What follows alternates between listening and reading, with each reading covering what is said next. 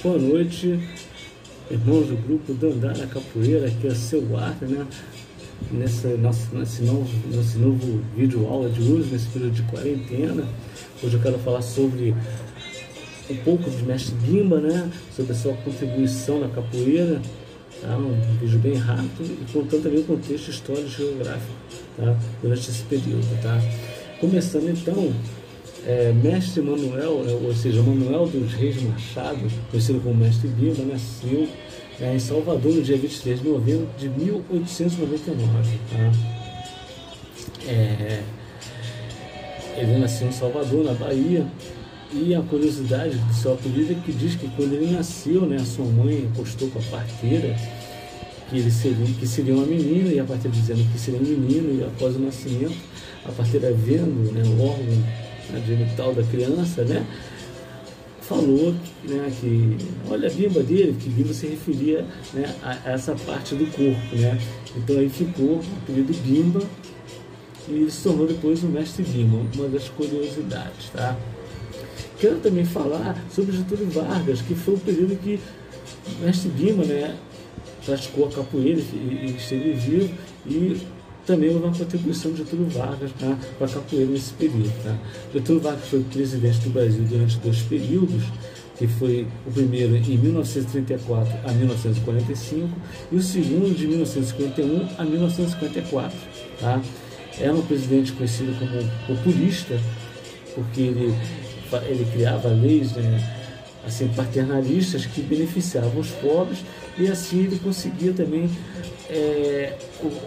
o apoio popular, né? Ele apoiava as massas e as massas também retribuíam com apoio a ele, por isso que ele era chamado de populista, né? Esse apelido era o pai dos pobres, mas também diziam que ele era a mãe dos ricos, que ao mesmo tempo que ele apoiava os pobres, ele também sabia agradar os ricos, então podendo manter ali a balança, mostrando que ele era um político bem articulado. Tá? Algumas das contribuições de Getúlio Vargas para a classe, né, trabalhadora foi a criação da carteira de trabalho, foi as leis trabalhistas, que, como férias, como hora extras e muitas outras, né, que perduraram até hoje e que infelizmente agora estão sendo, vamos dizer assim, dilapidadas, né, por essa reforma trabalhista atual, tá? Mas são leis que vinham lá desde o tempo de Getúlio Vargas, da era Vargas, tá bom? Houve também um evento chamado Quebra da Bolsa de Nova York, o Crash, né, de Nova York, onde a quebra dessa bolsa de valores gerou uma crise mundial, tá? Uma crise mundial que veio atingir o Brasil na questão da exportação de café, tá? Abalou também um pouco a economia brasileira nessa época, em 1929. Em 1930 ocorreu a chamada Revolução de 1930, onde Getúlio Vargas participou, né? Onde o presidente Washington Luiz ele foi retirado do poder e foi impedido também que o presidente eleito na época, o Júlio Prestes, assumisse. Então foi criado o chamado governo provisório, onde Getúlio Vargas passou a presidir o país dentro desse governo provisório, que foi de forma de golpe militar, né? Mostrando mais uma faceta também desse presidente. Tá? Voltando ao Mestre Bimba, quando o Mestre Bimba começou a praticar a capoeira ainda era proibida. Lembra que eu contei a história da proibição da capoeira, que não podia, aquela coisa toda? Então, o Mestre Bimba ele começou a treinar capoeira nesse período que ela ainda era proibida, e era bem rígido, né? Porque diz a história que quem era pego praticando capoeira, né, no início, além de ser preso, era castigado, açoitado, e se fosse africano era mandado de volta para a África, tá? Já na época de Bimba não tinha isso, mas quem fosse preso ficava 3 meses, né, de reclusão. E ainda tinha aquela questão do capoeirista que ficava na esquina para tocar o berimbau, para que quando chegasse a polícia, tocasse lá a cavalaria e os capoeiristas dispersassem. Né? Bimba viveu isso tudo.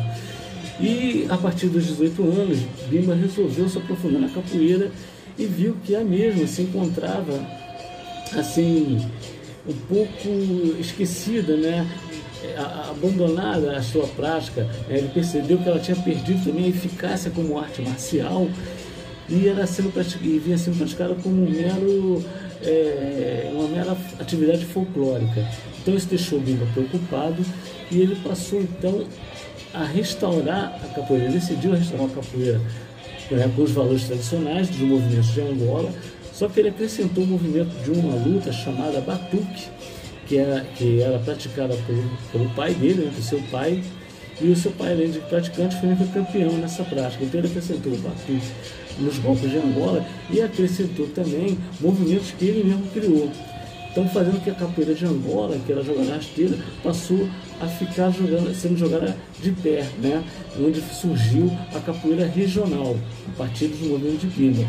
E ele foi tido como o primeiro mestre a desenvolver um modo de aprendizado mais fácil. Por quê? Porque a capoeira, por ser perseguida, não tinha como ensinar na academia. Então ela era aprendida da seguinte forma: a pessoa observava e praticava. Ela observava o mestre jogando na roda e praticava. E ele criou métodos de facilitar esse aprendizado, tá bom? E junto com isso também ele acrescentou mais 5 regras para facilitar, né, no desenvolvimento da prática. Então ele dizia que o capoeirista não podia beber e nem fumar, porque isso influenciava negativamente na prática da capoeira, né, no desenvolvimento. Evitar a demonstração de todas as técnicas que aprendesse, né? A mandinga, guardar, não mostrar de uma vez só. Praticar os fundamentos todos os dias, não uma vez ou outra, mas todos os dias ali, praticando. Não dispensar durante as aulas, que é um problema até dos dias de hoje, né? O mestre está falando, está ensinando, o aluno está disperso. E manter o corpo, né, relaxado e o mais próximo do seu adversário, para que a capoeira se desenvolvesse, para que o jogo se desenvolvesse, não recuando, mas sempre para cima do adversário. Essas foram 5 regras que o Bimba deixou para o desenvolvimento da capoeira. Em 1953, que já era o segundo mandato de Getúlio Vargas, como eu falei, né, ele foi eleito democraticamente em 51 e foi até 54.